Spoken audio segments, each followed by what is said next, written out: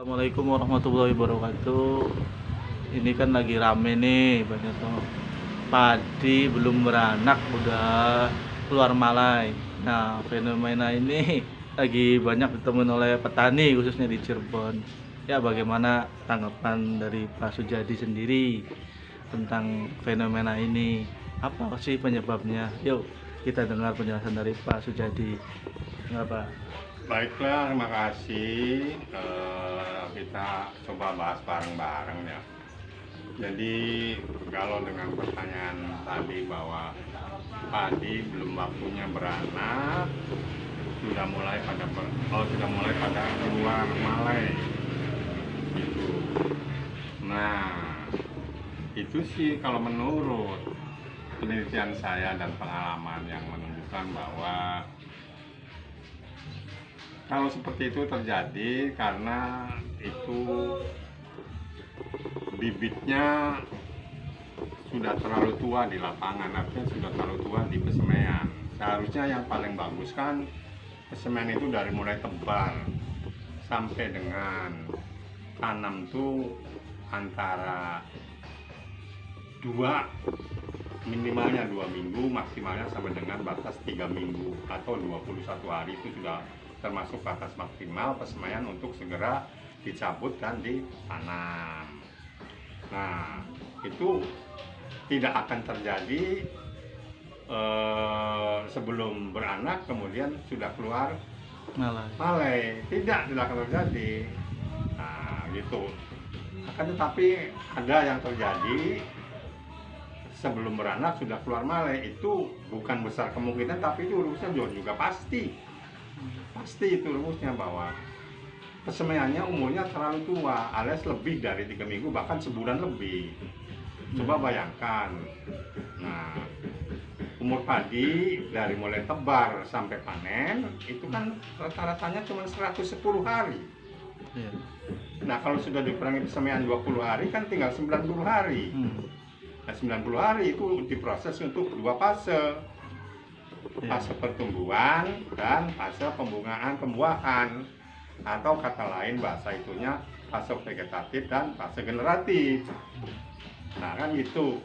Nah kalau sudah umurnya itu maksimal dari tebar sampai panen 120 hari dikurangi 20 hari untuk persemaian tinggal 90 hari, kemudian itu kan dibagi 90 hari 30 sampai 35 hari untuk masa vegetatif menjelang generatif. Itu masa vegetatif berlaku dari 0 hari atau pada saat penanaman sampai dengan batas maksimal 45 sampai 50 hari lah. Itu masa vegetatif atau masa pertumbuhan. Selebihnya ke sana masa generatif. Jadi kalau 90 hari dikurangi sudah 50 hari untuk masa vegetatif, tinggal 40 hari itu untuk masa generatif atau pembuahan dan sampai dengan masa panen. Akan tetapi kalau persemaiannya juga sudah umur 1 bulan lebih baru dicabut, baru ditanam, dari situ saja sudah kelihatan bahwa ini sudah terlalu tua persemaian yang dipindahkan itu. Dengan sendirinya, karena waktunya itu sudah tertentu bahwa oh ini umurnya sekian, buat persemaian sekian, vegetatif sekian, generatif sekian. Nah itu makanya saya pernah jumpai di lapangan bahwa tanaman padi kok belum beranak atau anaknya baru 1-2 tapi sudah pada keluar malai induknya gitu. Setelah saya teliti, apa nih? Saya tanyakan langsung kepada petaninya, kepada pengolah sawahnya, pada pemiliknya. Ya semuanya itu kan ya biasa namanya petani lah kan gitu ya. Kadang-kadang nggak pakai aturan. Wah, dengan kata lain masih ada petani yang kalau bibitnya tua bisa tahan hama. Itu. Apa masalahnya? Iya. Kalau bibitnya tua tuh, hama tuh tahan kuat. Padahal bukan itu. Kenapa sih kita anjurkan itu, baik itu melalui dari dinas turun ke bawah ke PPL, petani kelompok dan sebagainya. Kalau yang muda, ibarat manusia aja, ya kalau masih muda ya masih subur buat peranakan segala macamnya, itu masih masa vegetatif masih terjamin kesuburannya. Di samping itu juga kurang dipacunya, ada beberapa faktor lagi kurang dipacunya, antara lain kalau tidak salah kan ada 5 faktor untuk menunjang produksi tanaman padi terutama itu kan yang pertama dari bibit. Kadang-kadang bibitnya petani juga kan bibit sembarangan. Iya. Yang sebaiknya bibit itu kan ngambil dari toko yang berlabel.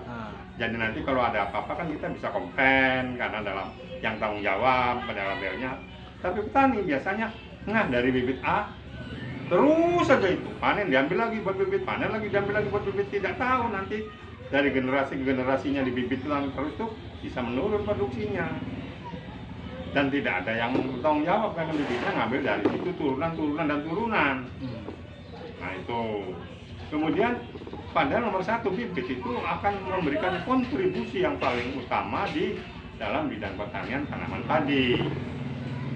Bibit harus unggul, yang bersertifikat dari toko, apapun bentuk jenisnya. Yang penting COCW lah, bahan kesungutan orang. Kedua, pupuk itu yang paling besar kontribusinya sampai 30%, bibit 20%. Nah, pupuk pupuknya itu bermacam-macam. Itu artinya bermacam-macam tuh. Kalau sekarang tuh dari dulu sampai sekarang sih petani masih aja banyak menggunakan pupuk anorganik atau pupuk kimia. Nah gitu. Sekarang kalau sulitnya kimia, harus apa nih? Sedangkan tanaman juga harus dipupuk. Nah, banyak rekan-rekan kita dan kita sendiri juga itu ingin membantu petani bagaimana caranya padi itu bisa dipupuk secara penuh, cukup sesuai dengan kebutuhannya. Kalau pupuk kimianya mahal, sudah mahal, susah nyari, kadang-kadang nggak ada barangnya. Ya alternatifnya kan pakai pupuk organik. Nah sementara ini kami siapkan itu ada pupuk organik yang bisa mewakili, bukan menggantikan urea, bukan menggantikan NPK, bukan, tapi membantu meringankan beban petani. Dikala mencari urea NPK-nya susah, saya siapkan itu pupuknya sudah biogan namanya.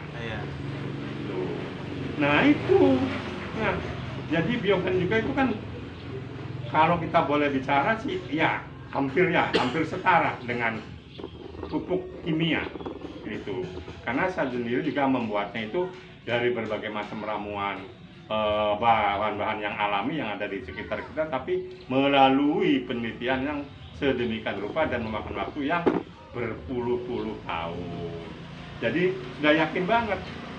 Nah gitu. Jadi jangan khawatir lah petani. Kalau misalnya pupuk urea, NPK, yang kebiasaannya pakai pupuk urea atau NPK itu 1 hektar, umpamanya 6 kintal. Sekarang dapatnya cuma 3 kintal. Dari mana nanti yang 3 kintalnya? Nah ini sudah saya siapkan biogan. Itu harganya lebih murah, hitung-hitungannya lebih murah. Loh, kalau biaya produksinya bisa tertekan, itu kan keuntungannya juga buat petani. Jangan dulu mikir harga padi mahal itu, ini nanti itu. Biaya produksi aja ditekan dulu. Dengan membeli biogan kan untuk membantu mengurangi urea atau NPK kan lebih murah. Berarti kan bisa menekan biaya produksi. Nah kalau biaya produksi misalnya kalau pakai pupuk yang kimia habis 2 juta per hektar umpamanya, dengan menggunakan biogan, dibantu oleh biogan, kimianya sedikit aja, nah itu kan bisa menekan hampir 1 juta. Di 1 juta itu lumayan bisa menekan biaya produksi itu, kan gitu loh. Nah adapun cara aplikasi dan bagaimana, mari kita nanti lanjutkan bicaranya, kan gitu. Nah.